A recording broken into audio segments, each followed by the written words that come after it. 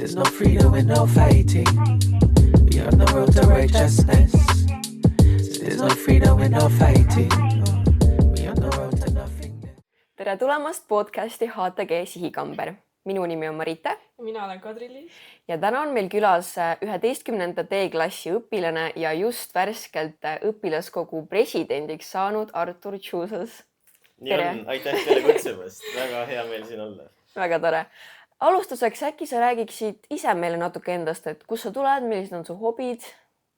Jah, muidugi. No, esiteks tahaks tänada kindlasti kõiki neid tublisid inimesi, kes kirjutasid mu nime kuhugi ja tänu sellele ma ju siis ilmselt siia jõudsin. Kindlasti ka teid, kes siia kutsusid, et ma vaatasin, et nii suurte tegijate juures nagu Aimar Poom ja Toomas Jürgenstein ja Elisabeth Raevi istuda siin lauas on kindlasti ju tore. Aga jah, ma olen Artur ja tulen sellisest kaugest ilusast kohast nagu Kohtla-Järve, Ida-Virumaa süda. Ja eks minu lapsepõlv ongi möödunud niimoodi hästi aktiivselt niimoodi tänavate peal, keset neid tavalisi Kohtla-Järve inimesi, keset neid tavalisi Kohtla-Järve poisi, kes emakeel on olnud enamasti ikkagi vene keel, kuigi eestlasi on olnud ka kindlasti. Aga minu lapsepõlv ei olnud midagi siukest glamuurset või buržuaasset.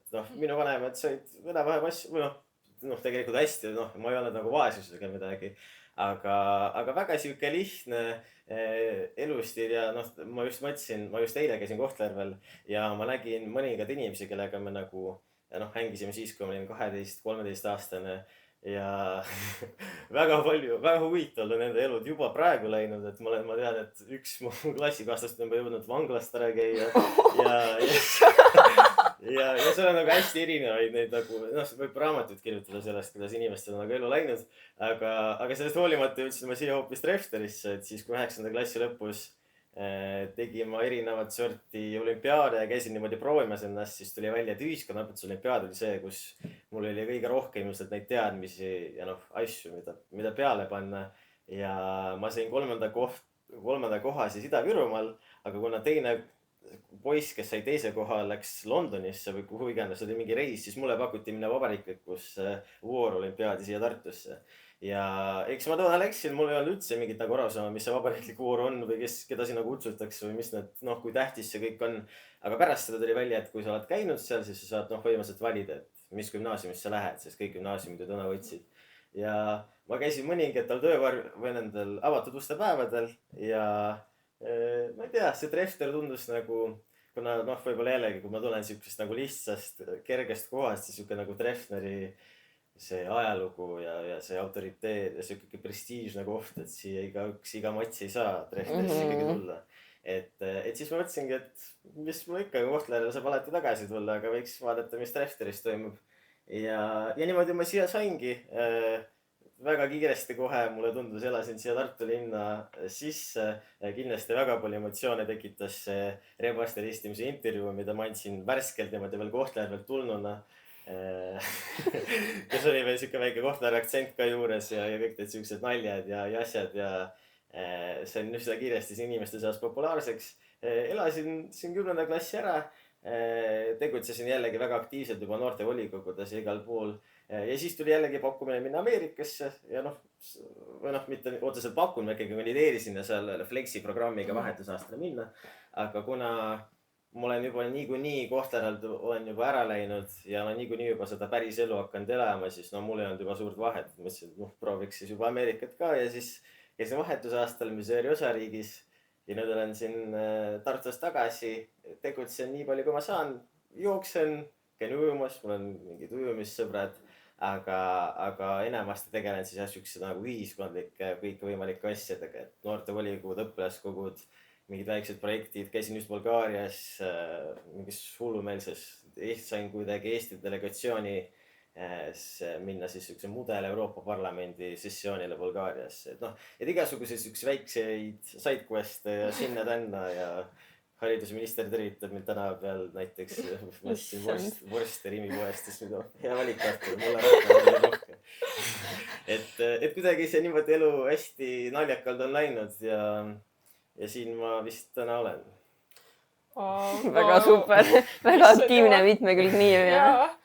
Aga kui rääkida sellest vahetusaastast, et nagu jutusta natuke millisest kogemusest, et miks sa nagu läksid sinna, kuidas see üldse siis juhtus?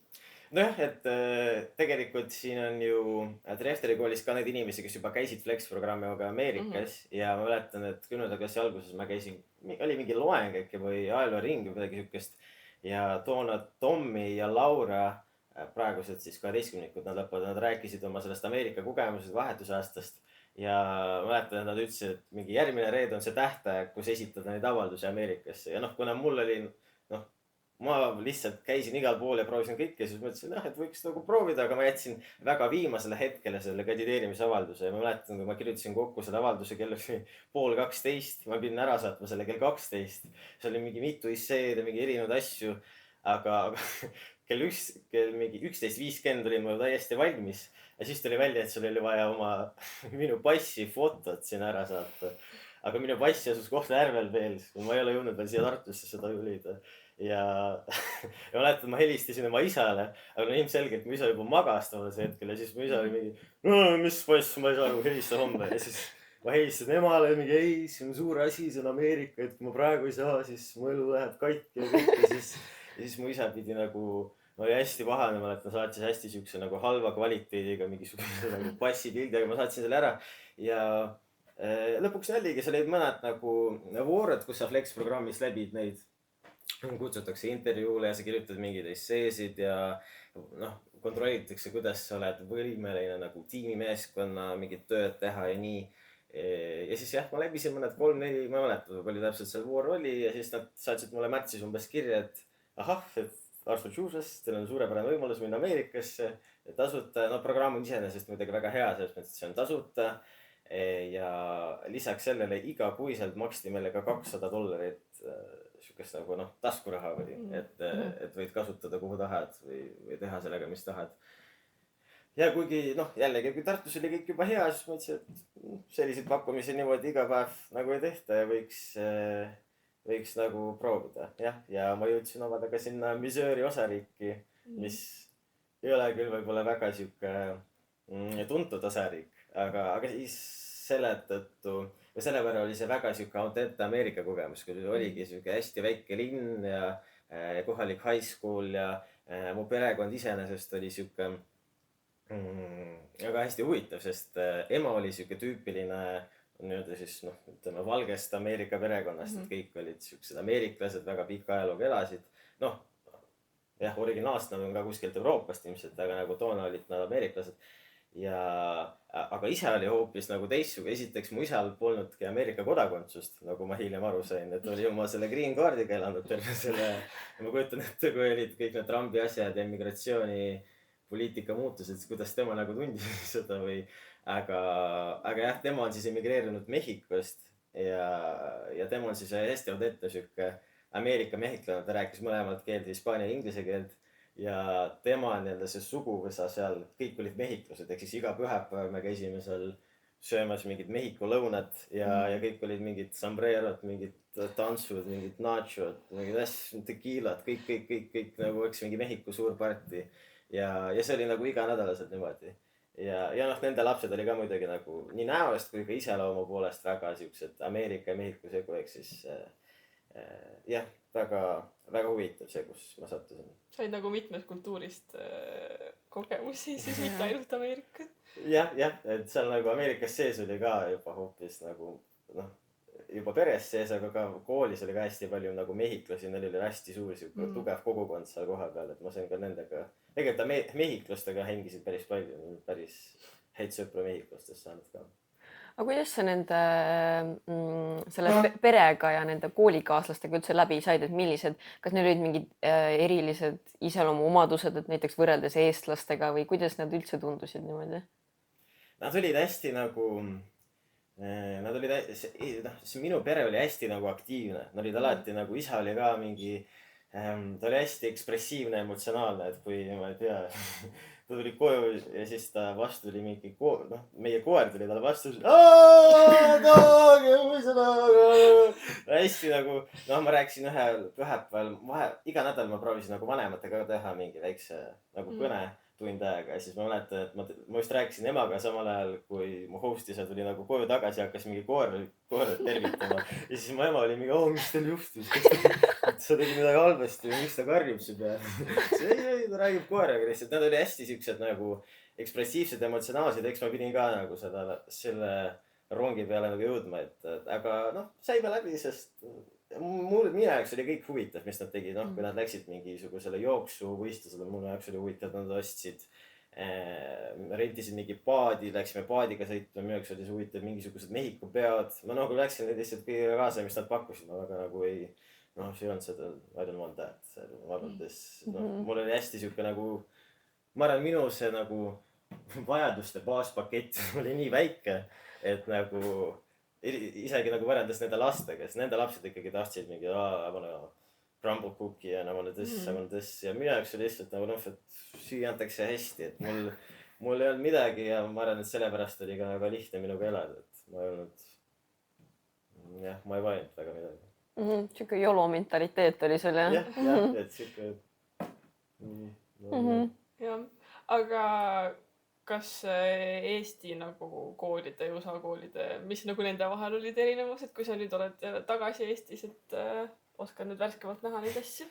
Ja, minu jaoks oli hästi raske septembris eriti, kui mul olid, ma mäletan esimesel perioodil Pajuri tunnid ja Pajuri loengud, siis Ameerikas ikkagi nagu esiteks on juba see, et see suhe õpetaja õpilase vahel on hoopis midagi teistsugust. See on nagu väga normaalne, et sa istud tunnis, no esiteks õpetaja hilineb sul mingisugune 10 minutit rahulikult, joob kohvi, räägib mingi how are you, what's up ja siis noh, et tuleb tasapisi nagu klassi ja enne, noh, selle asemel, et alustada tunniga või panna mingi teema käima, tuleb mingi patsutab sõlale, küsib, kuidas eilne mäng oli, et how was the basketball last night ja siis mingi küsib mul mingi Eesti kohta ja et see on hästi nagu sõbralik suhe, et noh, sa ei kujuta ette, et sul mingisugune no ma ei tea, Indrek Pajur tuleb ja küsib, kuidas eile mingi Tammeka mäng oli ja noh, see on nii absurdne nagu mõelda ja minu jaoks see algus oli ka, ma olin nii nagu noh, nagu ma olen harjunud Trefteris, et tuled kohale, võtad mingi ühiku välja, nii tuleb mingi tunni teema, aga seal oli nagu mina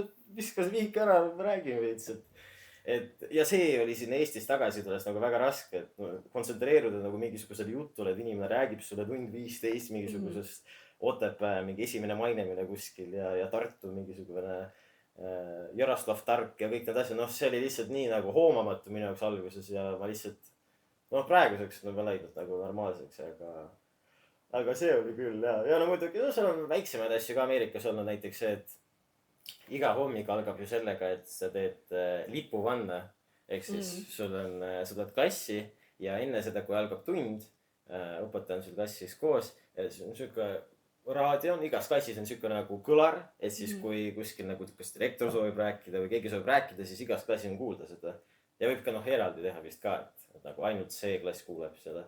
Aga siis hommikul oli see jah, et lipuvanne ja kõik tõusid üles, niimoodi panid käe südame peale, mina ei pannud, ma teisin lihtsalt ennast niimoodi nagu viisakusest ja no rääkisid oma seda, et ma vandun Ameerika lipule ja kõikidele väärtustele ja nii edasi ja see oli nagu nii no ja sa pidid näoga olema Ameerika lipu poole alati ja kui sul ja kui ei olnud Ameerika lippu, siis sa pidid ka kuskilt kas välja otsima või nagu kuskilt klassi minema, siis noh, see oli hästi nagu siuke patriootlik ja hästi nagu ülevaistutatud minu meelest, noh, et Eestis me ei kujuta ju ka ette, et me teeks nagu midagi siukest, mingi vandun Eesti lipule ja mingi Eesti Vabariigi väärtustele, aga seal see oli ja nagu jah, see on nagu naljakas ja huvitav, et neil nii on, aga jah, need on siuksed erinevad.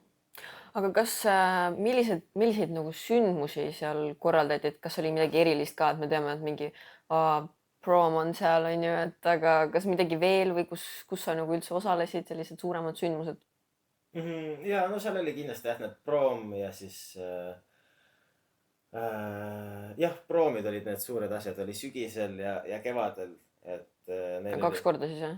Ja, et oli 2 korda ja sügisel oli seotud siis selle jalgpallimänguga ja siis, et seal siis nagu noh, ongi, et seal 12 seas valitakse siis nagu kooli kuningas ja kooli kuninganna ja siis seal kooli jalgpallimängud, noh kooli jalgpallimängud olid ikkagi nagu erilised selles mõttes, et nagu noh, staadion on nagu täis rahvast, ma ei ole kunagi nagu Eestis kuskil A. Le Coq Arena'l näinud niimoodi, et inimesed lihtsalt, ongi väike linn oli, Peipsil oli võib-olla 10 000 ja staadion oli võib-olla täis, ma ei tea, 1000-2000 inimest iga kord ja nagu eraldi mingi nagu noorte section ja kõike.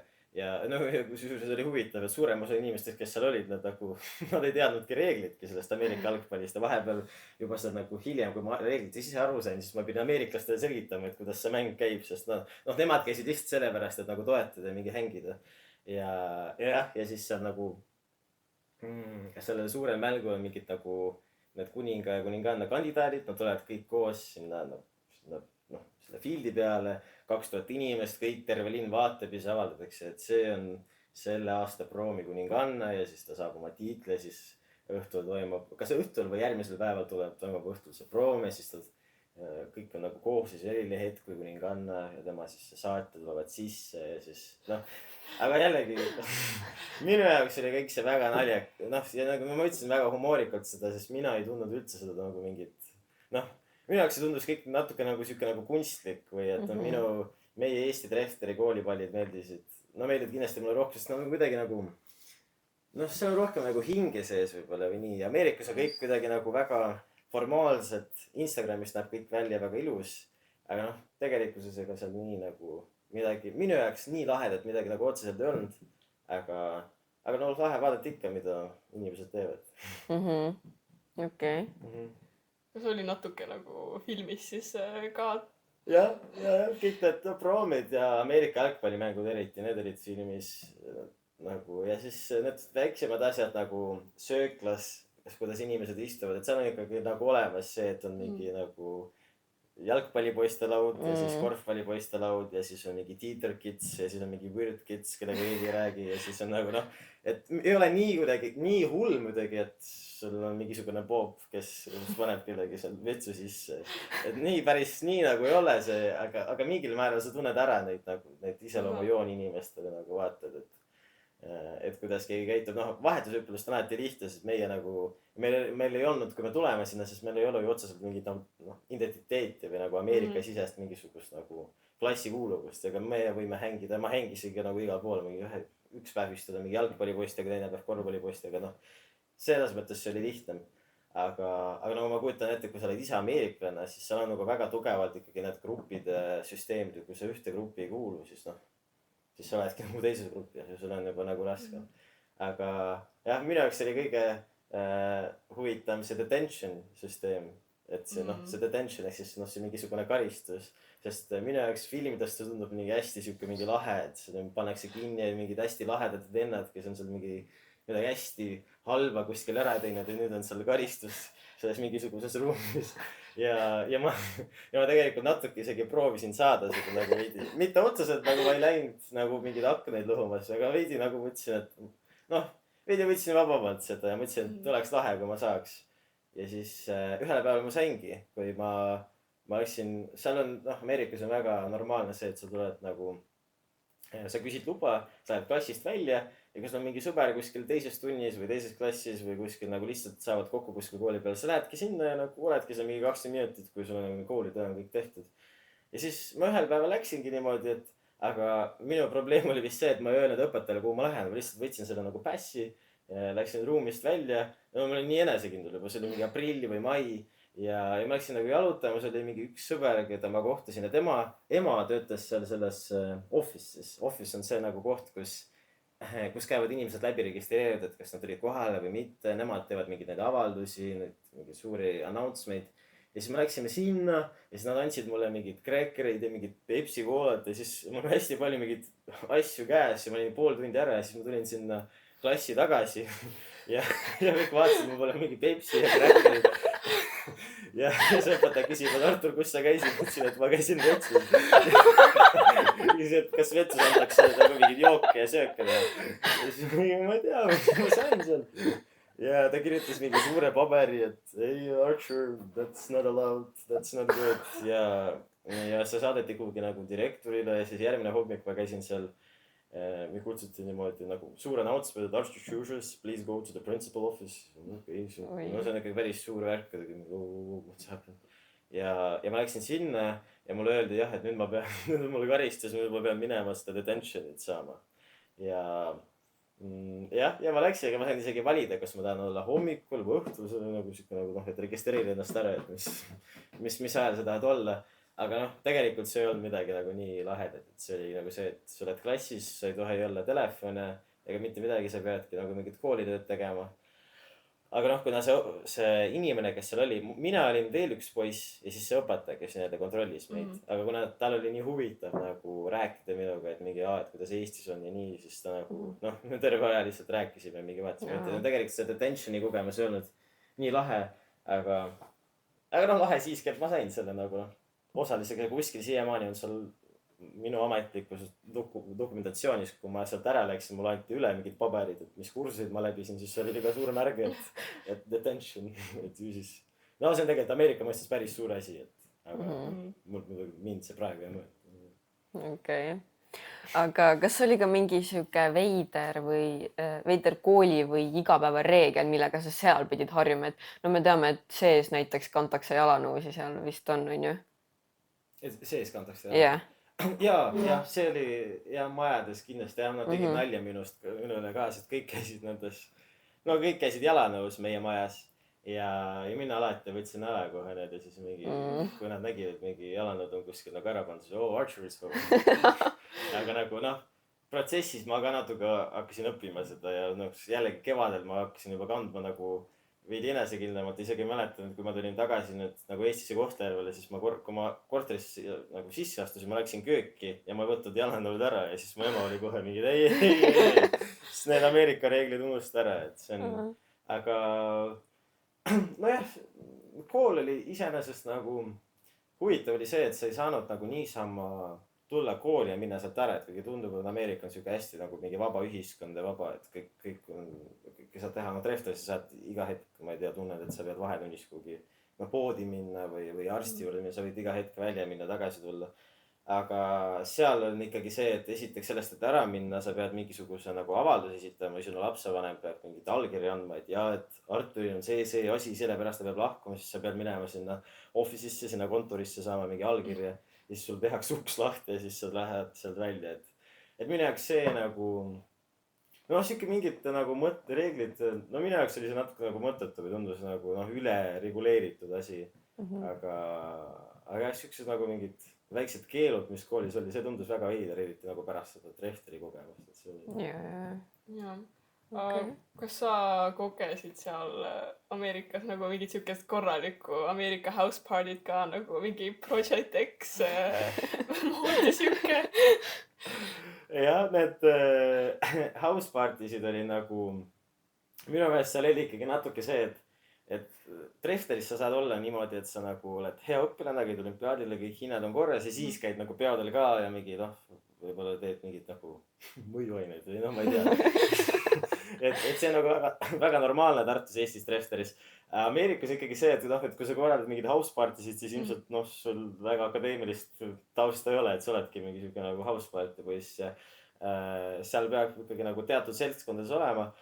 aga ma arvan, et mis meil oli kõige rohkem või kõige lahedamad olid, kus ma sattusin, olid need mehhiklaste korraldatud peod, sest mehhiklased olid ikkagi need, kes oskasid nagu päriselt pidu panda. minu meelest nad olidki nagu, mehhiklased on eestlastele palju lähedamased kultuuri mõistes kui ameeriklased ja siis mehhiklaste peodel, kes sain käia küll. Quinceañeta on üks asi, üks väga suur pidu, et kui tüdruk mehhiklane saab 15-aastaseks, siis tema jaoks korraldatakse hästi suur pidu ja see ei ole nagu mingi, no ma ei tea, mingi bowlingu pidu või no, või mingisugune siuke asi, vaid see on nagu, renditakse mingi hästi suur angaar nagu, ma ei tea, loomade kinnihoidmiseks, hästi suur maja, mis ei ole nagu traditsiooniliselt peomaja.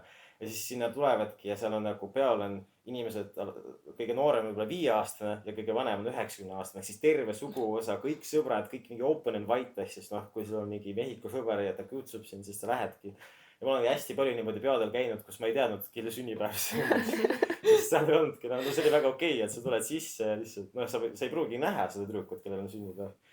Ja nendel olen käinud, Mehhiko sõpradega olen seal olnud ja võib-olla kõige lahedam või siuksem, kõige ameerikline kogemus oli see, kui ma olin samamoodi läinud, see oli võib-olla märts või veebruar ja mul oli, sõber oli Daniel ja tema vend oli Diego, tema vend oli aasta noorem ja ta veits tegi nalja tema venast, noh, et tegelikult veits nagu rumalam ja ta ei saa nagu asjadest aru.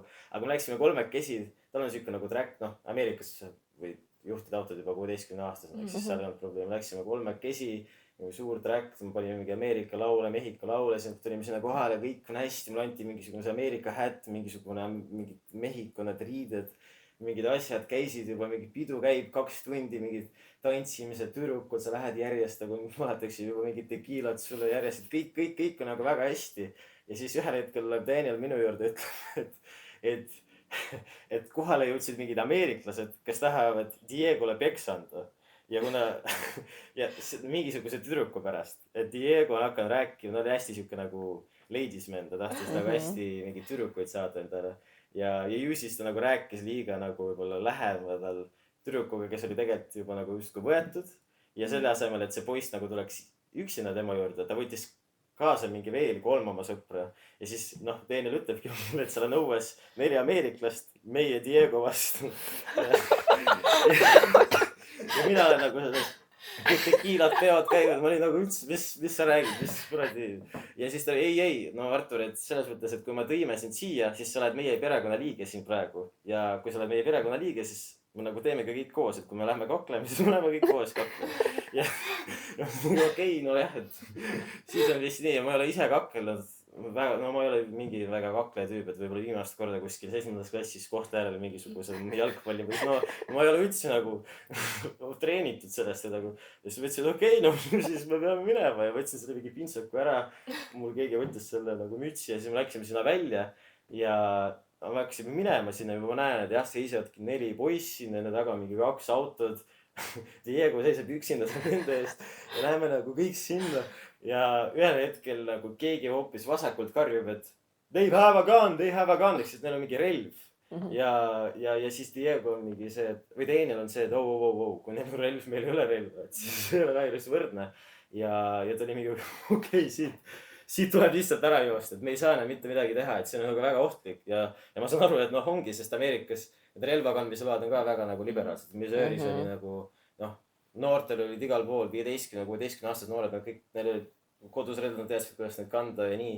Siis okei, no nüüd on küll nagu, nüüd on midagi väga valesti ja siis me hakkame jooksma, Daniel võtab mind nagu niimoodi käest kinni, jookseme sinna ja siis me jookseme nagu kuskil, see lähedal oli siuke nagu metsatukk, me jookseme nagu metsas sisse, me näeme Diego jookseb ka sinna, ta mingi alla, mine alla ja siis ma läksin niimoodi alla nagu mingi puu juurde. Daniel minu juures, Diego jooksis ka seal veits eemaldest ja me kuuleme pauku. Noh, me näeme, et see oli mingi, noh, et keegi tulistas õhku ja olime okei, no nüüd on kõik, et siin ongi läbi minu see vahetusaasta elu ja kõik. Ma surengi siin selle liiklastega siin selles metsas. Ma ei tea, mille pärast, ma saate isegi aru nagu miks ma siin olen või miks ma sattusin siia. Ja lõpuks, ja Daniel ütles mulle ka, et Artur, sellest saab kas sinu elu kõige lahedam lugu või kõige kurvem lugu. Ja siis ma olen nii, okei, no jah, nüüd on vist.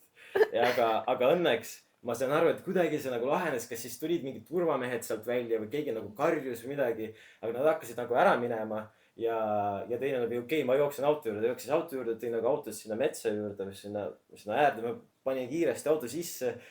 Sõitsime sealt ära, mul jäi sinna mingisugused oma mingid tossud ja mingid nagu minu asjad, mingi pintsak jäi sinna ja aga teine oli mingi okei, et jah, see jäid pintsakust ilma, õnneks sa ei surnud ära. Et sa ei saanud relvaga pihta ega midagi. Ja siis oli nagu küll, siis kui sudatuksus seal metsatukal, siis jah, ma ei tea, millega see oleks lõppenud, kas oleks päriselt mingi kaklus olnud, no kaklus oli väga tõenäoline, kas päriselt oleks nad relva kasutanud.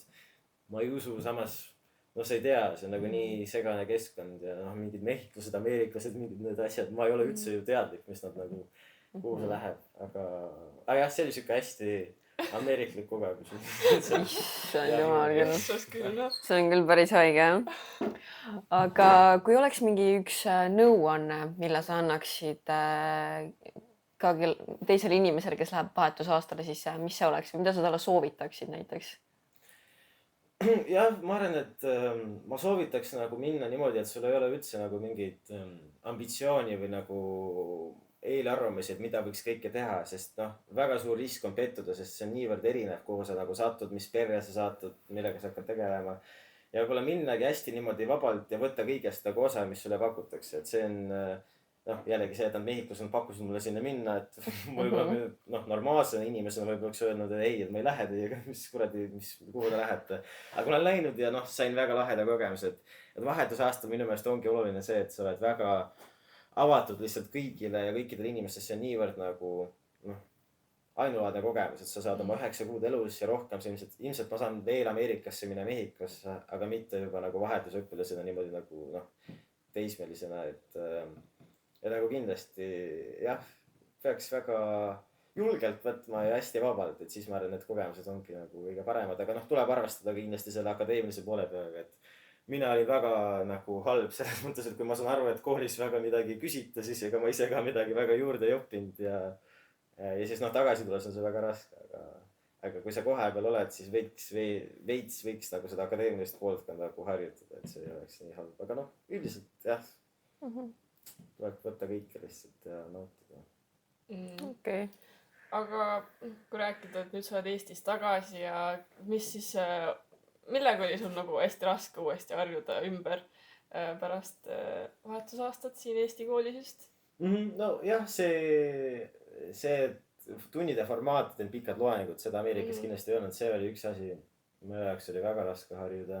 Aga teine asi oli tegelikult poedes oli hästi palju, Ameerikas oli hästi palju seda small talk'i ja need poemüüjad alati rääkisid, kui ma ostsin mingisugust leiba, siis nad alati küsisid, oh, where are you going? You going to a party? Why don't you get a honey or a milk? Et hästi palju nagu, eriti siis, kui nad said teada, et ma olen eestlane, siis kõik oli mingi, oh, Estonian guy here, come on here.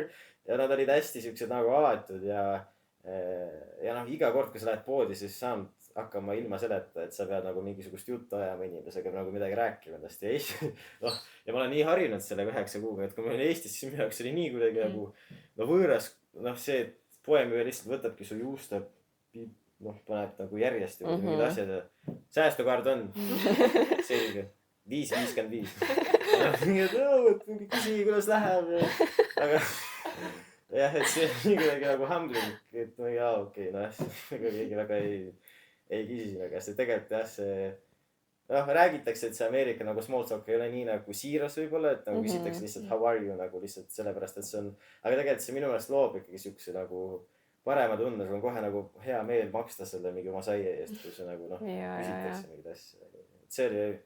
See oli huvitav, aga jah, kultuuriline siuke vähe. Aga kui sa Ameerikas olid, kas oli midagi, mida sa just Eesti juures igatsesid? Ja kindlasti jalgrattad ja bussiliiklus ja kõik see alternatiivautodele, sest seal oli ikkagi nagu see, et noh, et kui sul oli autot, vähemalt minu linnas oli küll nii, siis noh, sa oledki luuser, sa ei saa mitte midagi teha põhimõtteliselt, et sul on vaja kas sõpru, kes sind viivad, noh, mul olid nad host-vennad, kes vedasid meid ja mul ei olnud sellega otseselt probleemi, aga mina tahtsin ikkagi nagu noh, see siuke nagu vabadus, et sa saad võtta jalgratta ja minna välja sõitma, et seda Ameerikas üldse ei olnud, et sa pididki nagu igal pool, noh, kas nad läksid mingi 200 meetrit pooli, nad ikka võtsid autot, sest neil ei ole lihtsalt seda nagu jalutamiskultuuri esiteks ja neil ei ole ka siukese nagu noh, kui sa vaatad siit tänast välja, sul on nagu tee, sul on mingi jalakäijate tee, sul on mingi jalgrattateed, et suured debatid käivad pidevalt Tartus, et mingi jalgrattateid võeti ära, et see on suur katastroof. Noh, Ameerikas ei olnud üldse siukest asja nagu mingi, see ongi no lihtsalt autotee ja noh, autod kihutavad seal ja see oli hästi nagu no raske minu jaoks, sest ikkagi noh, ma ei saanud ise juhtida, ma pidin alati nagu kedagi küsima, et keegi noh, vii mind sinna ja tänna ja mäletan, et ma käisin esimesed 2 kuud, ma käisin jalgrattaga koolis, minu pere oli suht aktiivne, oli nagu rattad ikkagi olemas ja ma käisin rattaga koolis ja ma mäletan, et nagu see tekitas nii palju emotsioone alati inimeste seas, et kui ma sõitsin seal juba kooli lähedal, siis mingid nagu kaasõplased mingi vastu, oh Archer, ready fine, look at that, Estonian guy. Ja tegid mingi nagu snap'i ja videosid, saatsid inimestele ja neil ei olnud nagu isegi seda, et sa saaksid jalgratast sinna nagu parkida kuhugi. Ja siis mul oli nagu oma siuke, see oli nagu mingi veetorusüsteem ja see oli nagu väljaspool maja niimoodi, et sa nägid nagu seda torustikku ja siis ma nagu, no minu jaoks oli hästi mugav, ma panin siis ratast nagu sinna külge ja kooli sissemäes oli ka lähedal ja siis noh, kõik teadsid, et see ongi see mingi see on see eestlase koht, kus ta parkib ja mul alati terve aasta. Aga aasta lõpuks otsustas direktor, et ta paneb ikkagi paari siukest nagu, ongi jalgratta parkimis mingisugust nagu metalli asja sinna juurde. Sest ta nagu inspireeris sellest, et ma käisin selle rattaga seal ja siis mina panin selle, tegelikult mõned inimesed hakkasid veel nagu rattaga käima, nägin, et seal on nagu rohkem jalgratta asju, seega mingil määral mõjutasin ka seda Ameerika käitumiskultuuri, kas või natukene, nüüd on neil seal mingisugune siis rattapark, aga jah, see nagu liikuvus on, bussiliiklus, seal ei ole ka seda, et kui sul on tund aega sõita kuhugi teisse linna, siis sul ei ole siukest võimalust, kui minna bussiga, kui sa peadki nagu auto lihtsalt otsima või taksod või. Et see on väga huvitav, kuidas meil tegelikult nii hästi sellega on, et sa võid ükskõik kuhu Eesti otsa, Võrru, Valga, Saaremaa, Hiiumaa istud ja mingisuguse aja pärast sa oled seal kohal, et see on ikkagi nagu hullumeelselt äge. Okei, aga liigume natuke võib-olla veits teistsugust ja Eesti, just sinu nagu Eestis tegevuste juurde, et sa oled õpilaskogus ja Tartu noortevolikogus, et ma tahakski küsida, et millega tegeleb Tartu linna noortevolikogu? Jah, see on väga hea küsimus ja seda küsitakse hästi palju ja eks see on ka Tartu noortevolikogu pole ülesanne, et me nagu saaks propageerida seda rohkem või nagu see teadvus oleks kõrgem. Tegelikult ma olen Kohtla noortevolikogus ka veel siiamaani. Issand jumal. Aga seal minu roll on pigem siuke nagu formaalne, ma ei osale seal nii aktiivselt. Aga Tartus, Tartu noortevolikogu, see ülesanne ongi tegelikult ju väga vaba, et mida me tahame ise soovime teha noorte jaoks, korraldada, kuidas nagu mingid noorte asju välja tuua. Meil on noortevolikogus ära jaotatud erinevateks toimkonnadeks. Meie noortevolikogus osad inimesed tegelevad siis näiteks sotsiaalmeedia, osad inimesed tegelevad mingi välistoimkonnaga, osad inimesed tegelevad linnaruumiga, on inimesi, kes tegeleb seal noortele mingi tööpakkumiste lobeerimise nimel, et erinevad toimkonnad. Ma olen ise siis olen nii-öelda toimkonna juht, meie toimkond tegeleb ettevõtlusega, õpilasfirmadega, ehk siis me püüame nagu otsida lahendusi, kuidas õpilasfirmad ja noorte ettevõtlusolukord linnas parandada, et me oleme kohtunud siin praegu linnavalitsuse ametnikega, juhtidega ja praegu vaatame seda, et võiks näiteks sügisel korraldada siukse nagu konverentsi või ürituse Tartu noorte jaoks, kus saaks ja Tartu eriti nagu õpilasfirmade jaoks, saaksid õpilasfirmad siis tulla, tutvustada oma ideid ja samamoodi nagu tutvustada teistele, et kuidas õpilasfirmad võiks alustada või teha, sest tegelikult sellest minu meelest ei ole väga nii palju infot niimoodi igapäevaselt.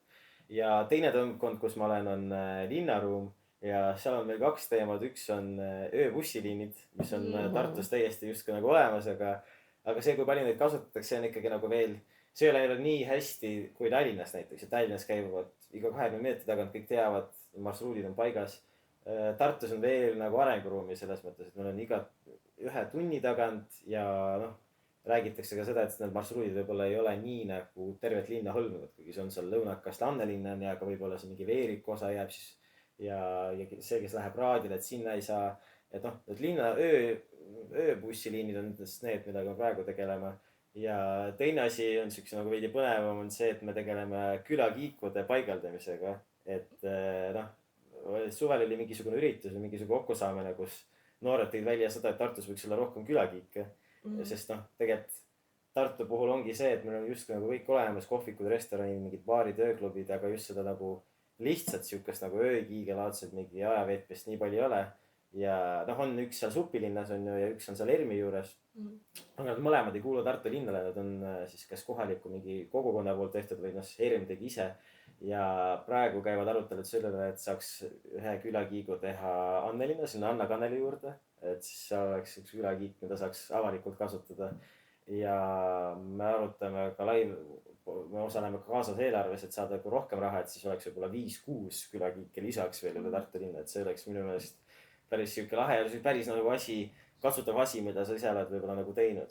Saad öelda, et see on külakiik, mida tänu mulle on see siin või et see on nagu need on nagu sisulised asjad ja lisaks sellele noortevolikogu tegeleb praegu ka sellega, et volikogu tasemel, et meil on nagu päris volikogu, kus toimuvad valimised ja volikogus sees on erinevad komisjonid. Seal on hariduskomisjon, majanduskomisjon, sotsiaalkomisjon, tegeletakse erinevate asjadega. Ja praegu on see, et nendes komisjonides on volikogu liikmed ja on erinevad, ütleme erinevat sorti eksperdid või inimesed, keda sinna määratakse ja tihtipeale määratakse poliitilistel kaalutlustel, sest on inimesed, kes jagavad sama vaateid ja meie plaan või nagu tegevus praegu suunatud sellele, et saada ka nendesse komisjonidesse noorte volikogu esindajad, ehk siis, et volikogu tasemel oleks organ, kus noortel on päriselt nagu hääleõigus, et me oleksime seal süsteemis sees, et me saaks kõiki neid dokumente, me saaks istuda sama laua taha ja et see noorte osalus seal volikogu protsessides oleks ka päriselt, mitte lihtsalt nagu näiliselt kuskil nagu Instagramis või nii. Ja selle üle käivad nagu debatid, arutelud, ilmselgelt praegune võib-olla linnavõim on veel veidi skeptiline või konservatiivne, et inimesed on muidugi lähtunud sellest, et teeme otsuseid ise ära, et noori ei peaks võib-olla otseselt nagu sinna alati kaasama igale poole. Aga nüüd uus trend on ju see, et justkui noori võiks nagu rohkem olla, et mul endal Kohtla-Järvel on ka see, et hariduskomisjonis on Kohtla-Järve noortevolikogu esindaja ja hästi palju üle Eesti tegelikult. Et eks me seda sellist väikest võitlust Tartu tasemel siis peame, et Urmas Klaasid, Tõnis Lukased ja Kaspar Kukkad, Priit Humalid. Et kindlasti on teie poolega siin pöördumine, et meil on muidugi hästi sõbralik ja nagu hea läbisaamine ka linnavõimuga. Aga teatud küsimusest tuleb veel nagu erimeelsusi lahendada ja need on üks nendest. Okei. Aga kui sa peaksid kirjeldama ühte nagu täiesti tavalist päeva seal volikogus, et kuidas see välja näeks, et lähed kohale, kui palju seal üldse koha peal peab käima või kuidas see üldse on? Jah, seal tegelikult koosolekud toimuvad meil tavaliselt 1-2 korda kuus, aga lisaks sellele on mingid väiksemad nagu toimkonna koosolekud, et kui me näiteks arutelu, et küla Kiiks me kohtume näiteks mingisuguse linnavalitsuse esindajaga, siis me räägime, kuhu see võiks tulla, mis tingimustel, seal on hästi palju bürokraatiad ja muid asju, aga nagu muidu liikmena on sul kohustus käia koosolekut, jah, see on 1 kord kuus. Ja kui see ei ole aktiivne liige, siis võib-olla sellega piirnubki see kogemus, mis sul nagu on, aga koosolekul on siis väga sihuke et minu meelest praegune nagu noortevolikogu juhatus Mikkelis, et nemad ikkagi soovivad seda ajada nagu formaalselt ja tõsiselt, et meil ongi nagu päevakord laiali saadetud ja me oleme laua taha ja me hääletame, kas me päevakorra poolt või vastu. Ja meil on mingid päevakorrapunktid, kus me arutamegi seda näiteks, et kas kohtuda kellelegi, kuidas me läheb ühes või teises toimkonnas, kas me läheme mingisuguse poliitiku üle, kas me läheme kuhugi teise noortevolikogu kohtuma, et need päevakorrad on ka hästi siuksed nagu sisukad ja me päriselt arutame, et me võiks teha kuhu keda määrata ja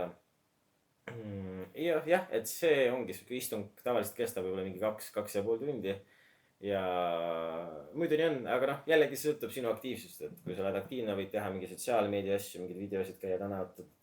Meil just tehti neid intervjuusid, et kuidas Tartus on mingi noorte osalusega rahul ja teeme väljasõite ja see ei ole ikkagi siuke nagu väga rutiinne asi, et see on väga siuke nagu erinev, aga samas ei ole ka see, et sa pead iga õhtu midagi tegema, et see on ikkagi nagu vastavalt võimalustele. Okei. Aga kui tahakski keegi näiteks liituda selle Tartu noortevolikoguga, siis mida ta peaks tegema või kuhu ta pöörduma peaks?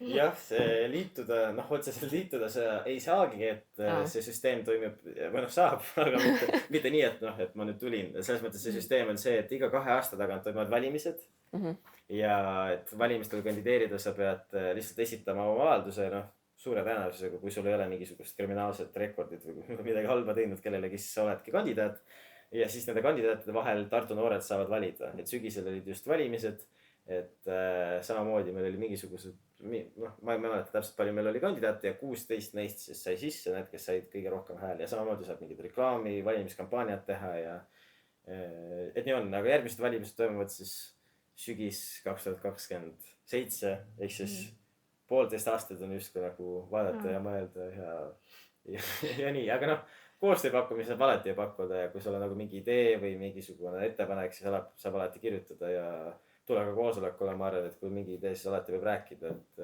et see ei ole nagu probleem, aga jah, päris liikmeks saab siis järgmisel või ülejärgmisel sügisel kandideerida. Okei. Aga jah, vaikselt hakkamegi varma kokku tõmbama. Ma viimases küsimuses küsin, et üks kuulaja tahtis teada, et kas sa tunned puudust, et koolisööklas ei ole enam friikaid? Kas koolisööklas olid friikid? Ameerikas vist mõtleb rohkem. Seda ma ja, sest kui ma Trefterisse 10. klassis olin septembris, siis seal oli mingisugune, ma mäletan, riis, oli mingi liha ja see oli hästi suur segu asjadest, mis mulle tundus nagu läksid friikad ja siis ma võtsin terve taldriku täis, mõtlesin mingi, see on friikad, anna mulle lisataldrik. Terve taldriku täis ja siis Svetlana vaatan veidi nagu naeretas mulle niimoodi, et kas sa sööd ära kõik. Muidugi ma söön nii magusad ja siis ma hakkasin sööma, see on mingid kaalikad. Ma ei tea, mis iganes asjad, olid mingid juurviljad. Aga Ameerika friikasid tegelikult väga ei kahetse, et neid enam ei ole, sest need Ameerika friikad, need vist koolis anti, nad olid ikka väga madala kvaliteediga ja nad olid siuksed hästi niimoodi fritüürist hästi odavalt välja näevad, et ma mäletan, et seal juba kevadel ma mõtlesin, et võiks nagu saada seda mingit supipäeva ja Svetlana lõhekasti, et see on ikkagi parem kui see, mis seal oli ja et muidu nagu kiirtoidu restoranis oli muidugi head, need friikad ja burgerid ja kõik need asjad.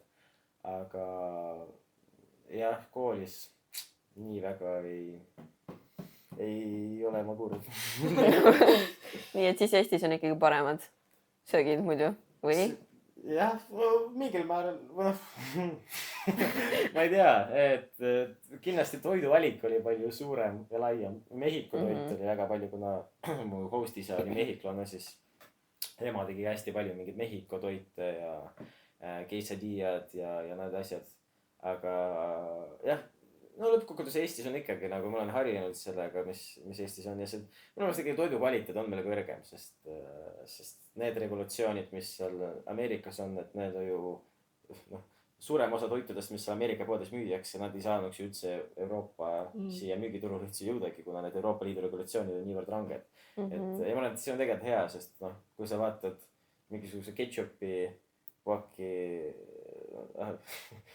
päki Euroopas, siis ongi mingi tomat, vesi, paar mingid vitamiini, mingid asju. Kui ma vaatasin Ameerikas, siis on terve hulk mingisugust kemikaali, mingisugune elemenditabel oli kõik terve täis. Et seal, Eesti toit on ikka kvaliteet, seda kindlasti. Okay. Selle vastusega panemegi siis punkti tänasele episoodile. Aitäh, Artur, et sa tulid ja meil on sulle ka väike kommipakk tänutäheks. Väga Eesti kommid. Ja aitäh ka meie kuulajatele, vaatajatele ja meie näeme juba järgmises episoodis.